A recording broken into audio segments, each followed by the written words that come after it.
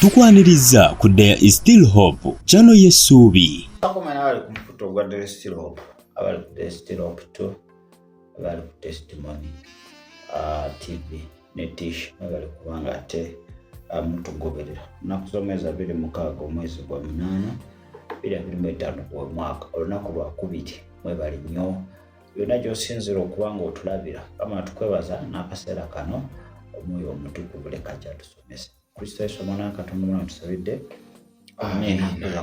Balamusiza kumena mwena abeekumira ku The Still Hope okola kyamaanyi nnyo bwena wena tugobera nyera mukama Yesu Kristo kale nakola tusooke atulaba omusumba ono baye abadda agamba yali ku side bbiri side ya Kakande ne side ya Kayanja bonna bakeke agamba talumba omuntu yenna naye muleete bwino ayagala bwino alabika muleete bwino lwaki mwogera bwogezi agamba yaludde mu mulimu ogwo ogw'okubanga yekenneenya oluusi ne kimuwaliza n'okutambulako mu makanisa agamu ge bawaayiriza bweyo bw'otuukayo bali bwe bati eyo bakola bino eyo bali babeera bwereere n'atuukayo naye mbwagenda olaba abantu bye boogera tebibaayo naga naye okimanya abantu bano abamu oba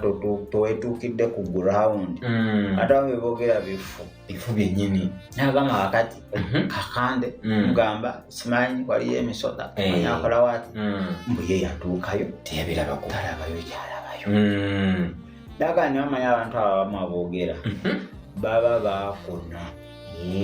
bakona abantu abalemererwa awantu oluusi nga tebeewaddeeyo kati we bagenda eyo bavaayo bawaayiriza buwaayiriza nebakubayo akasa agamba abantu awo tebali maanyi yagamba oluusi okusiza ku ye omuntu yaba teyeewaddeeyo omuntu oluusi yagenda y'ebirowoozo bye biri ku birala nnyo n'ate wayali Katonda katunulidde muntu kati mmwe yasinze nnyo kwogera ku Kiganda n'emusumba Senyonga nadda ku Kyakayanja Kayanja simanyi kubadde bamugamba ebisiyaga biki naye lwaki temujjayo ng'ayokuwadde ne kavidi akabibi weekati akalabikako nti kaakano mugamba mulina evidensi lwaki kambawe omwewulirireko gumeyino ojja kusalawo olabe do we need physical proof oba nedda kati yakobekeza agamba musirike ebyokuwaayiriza mubireke biveeko temulina bwino tewali bwino kati katumuwulirize mu dakiika zijja kubanga 9 bannange kuno sikuwalampa sikumanyiira vidiyo eno mpanvu mukko naye njagala ogiwulirize sikumanyiira sikuwalampa siri wano kuwalampa Jackson Ssenyonga pastor siri wano kuwalampa Kiganda pastor Kiganda bishop siri wano kuwalampa muntu yenna agamba nti alwanyisa bannabbi b'obulimba. I'm not Pastor Jackson Ssenyonga sikuwalampa ate siri against now Pastor Kiganda n'abalala abagamba nti mulwanyisa bannabbi b'obulimba. I'm not here to stand against you. Ate era saagala muntu yenna alowooze nti mpagira abantu be balinako abantu be balinako question mark. The people to whom they say that these people are doing this and this and this. I'm not. Era saagala muntu yenna alowooze nti ndi ku side yonna. Naye nze ndi mutume. Yesu yantuma era Yesu yampita mulimo gw'obutume. I know what I'm saying and I know what I'm doing. Byonna byenkola mbimanyi ate mbitegeera. Mu bulokozi mazeemu emyaka egigenda kati 37. Nina ekkanisa etali emu ezitali bbiri ezimu ziri Kongo. Kongo nyina ekkanisa 8+. Mu Uganda muno nyambye obuweereza bungi nnyo naddala mu nsonga ya doctrine. Nziramu concerning doctrine, I've helped so many churches. Nyingi ne mu kanisa ezimu nga zirimu enjigiriza enkyamu. Neziyamba okusetolinga nagenda ekakindu nga ekakindu abantu balina ebintu bibakola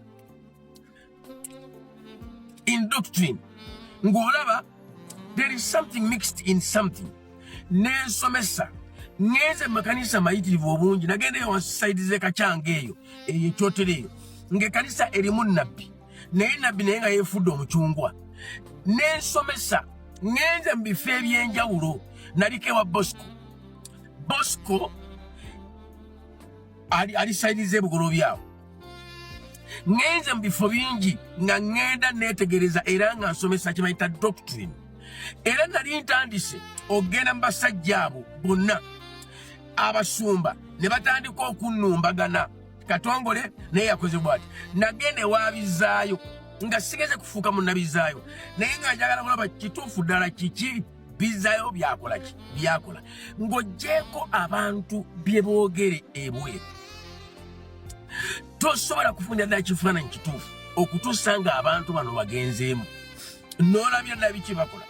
Nze nagenda ewa Sozi ng'akyali mulamu Steven nendaba neneetegereza n'ekisenge kye baali bagamba bwe ekyo tekiyingirwamu amazima yali toilet era toilet nagiyingiramu. Ebintu byonna nenjagala nkuŋŋaanya eddata oyo nga ngenda mu kuŋŋaanya naye bwe nakirabanga abasumba bo banyumirwa byonoonese tebaagala kuzuula mazima ne nenzita ku bigere mpolampola.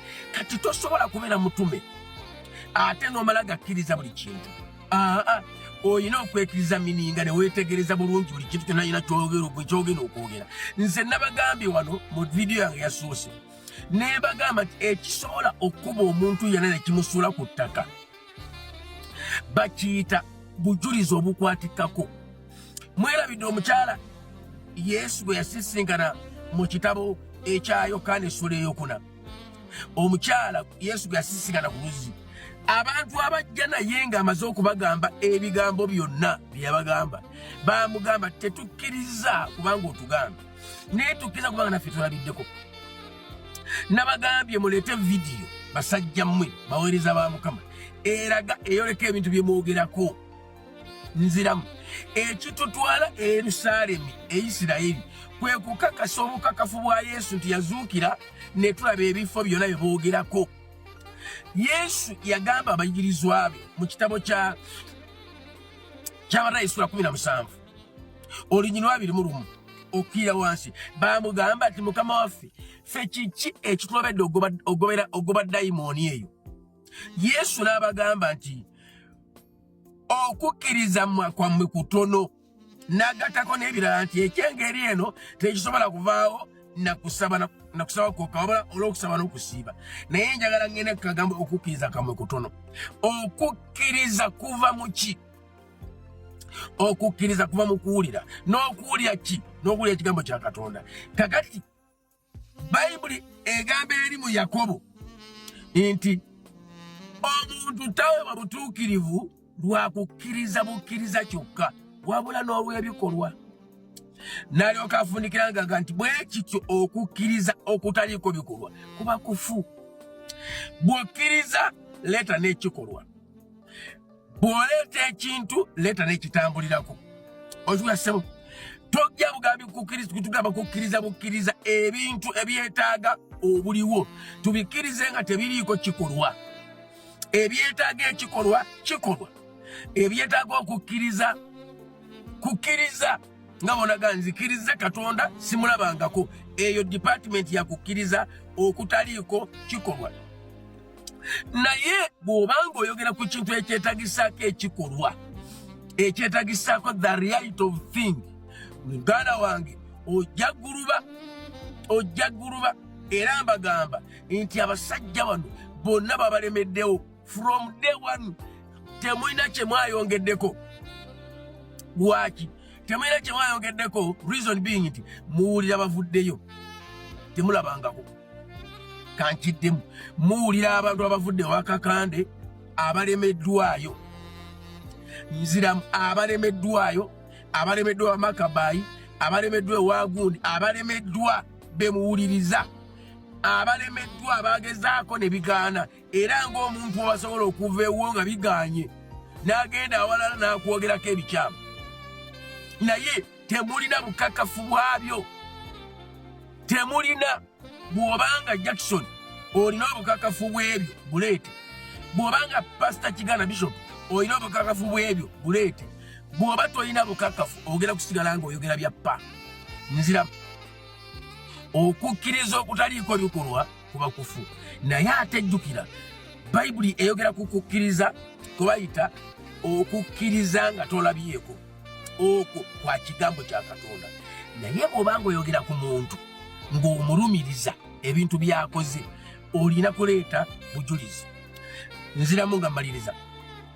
Mu Isirayiri waabeerangawo ekiragiro. Omusajja bwe yabasanga omukazi okukakasa nti omukazi oyo tabadde mbeerera baaleetanga bubonero. Baateekangawo essuuka nga batuuse okwegatta. Omusajja ono bwe yagezanga okwagala okufuulafuula ebintu baaleetanga essuuka. Mutuwe essuuka. Basajja abooluganda mutuleetere essuuka. Muleete essuuka ya Kakande, muleete essuuka ya Makabayi, muleete essuuka ya yani omulala bemwogerako, muleete essuuka zaabwe, obukakafu bwabwe obwo bwe busobola okubakuba. Abatali ekyo omuvubuka omuyambuze naga musumba kakati bwe tojjukira nga Bayibuli egamba waliwo abajja nga bakola ebyamagero mu linnya lyange ne Yesu n'agamba sibamanyi. Oyo Yesu ye yayogera era ekyo tutawana nakyo kyabwerere kubanga Yesu yakimala. Tuli ku kino ekigenda mu maaso. Bano bakozesa maanyi ga Katonda oba bakozesa maanyi ga Sitaani. Bwe baba nga bakozesa maanyi ga Sitaani, prove it. Bagamba Yesu tubuulire amaanyi mwokolera. N'abagamba nasigenda babuulira maanyi mwenkolera. Mutubuulire okubatiza kwa Yokaana kwavaawa kubanga baakulaba. Sebo bw'obanga tosobola kulera bukakafu oli mu kunyumya mboozi. Onyumya mboozi. That's why bano abasajja batulemeddewo mpaka leero kubanga tetulina bukakafu. Therefore mutunoonyeza obukakafu. Teri agenda kuddamu bagamba kigambo kyonna. Bampita Apostle Katongole Francis.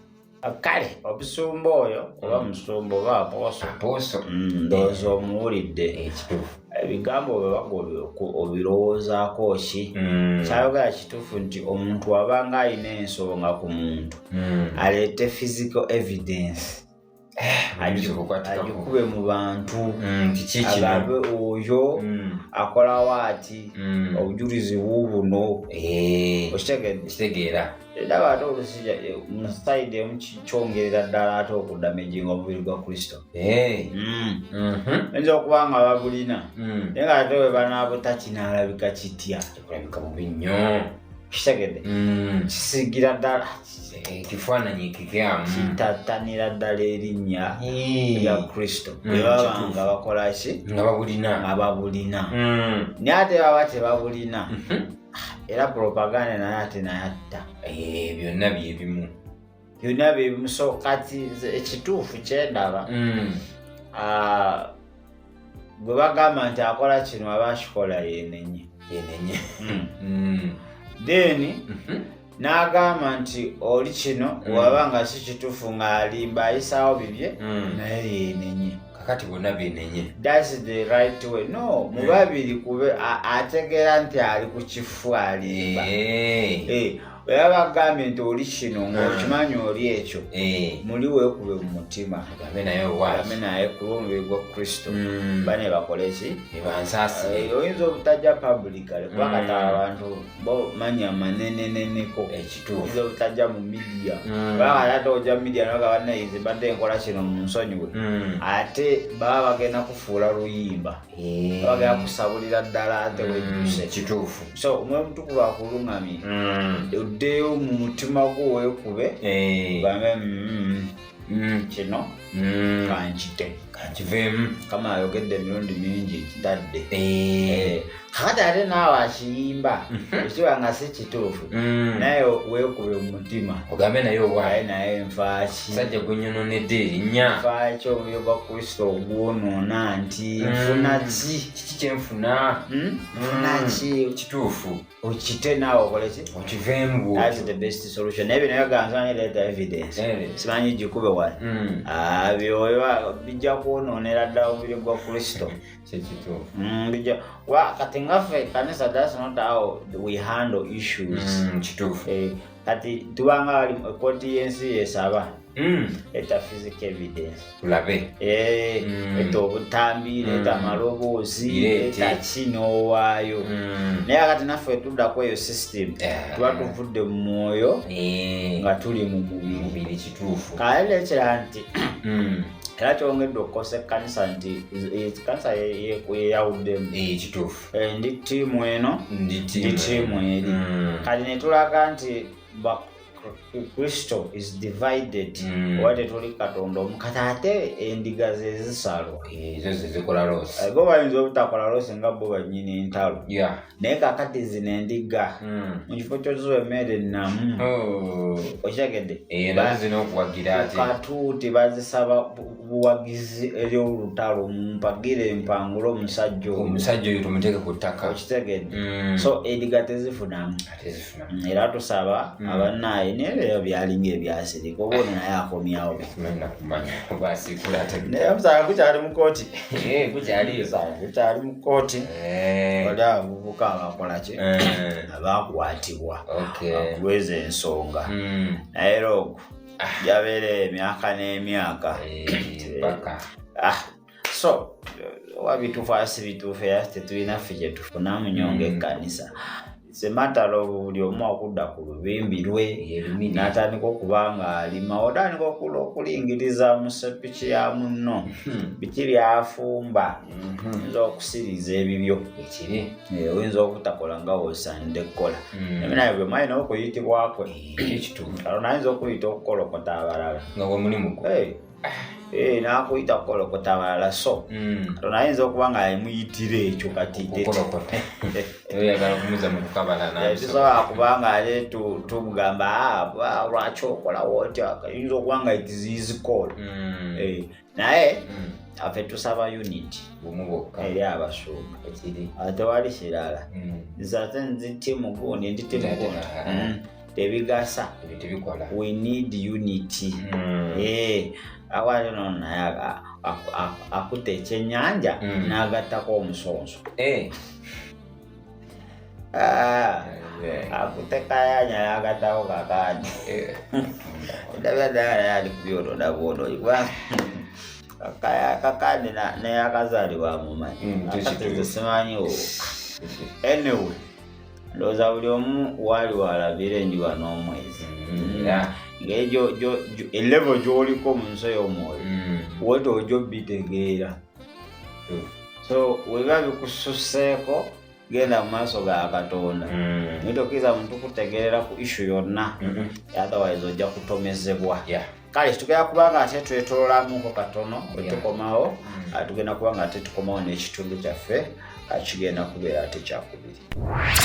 Webale kulaba There is Still Hope. Okumanya ebisingawo tukubire ku 0752 31 14 oba ku 0761 08 83 15. Osobola n'otufuna ku email eya tshitv74@gmail.com. Eno ye There is Still Hope, channel y'essuubi.